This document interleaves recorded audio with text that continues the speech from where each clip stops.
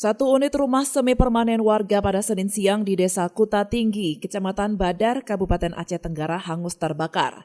Dalam kejadian ini, sebanyak 3 unit pemadam kebakaran dikerahkan ke lokasi untuk memadamkan api.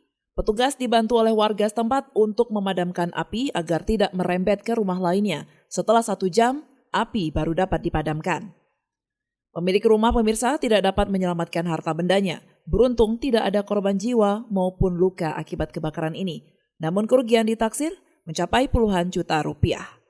Camat Badar, Nawar Fika mengatakan api berawal dari belakang area dapur yang diduga akibat kelalaian pemilik rumah yang lupa mematikan kompor saat rumah ditinggalkan.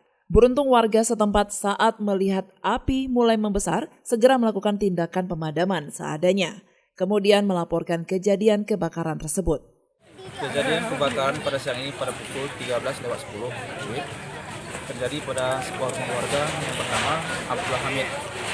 Kronologi kebakaran tersebut ketika seorang anak bapak dari Abdullah Hamid sedang memasak lalu bisa pergi kompor belum dimatikan sehingga terjadi kebakaran dari belakang rumah tersebut. Sekitar kurang lebih 30 menit api baru bisa dipadamkan. Dari Aceh Tenggara, Al Mujawadin melaporkan untuk Puja TV Aceh.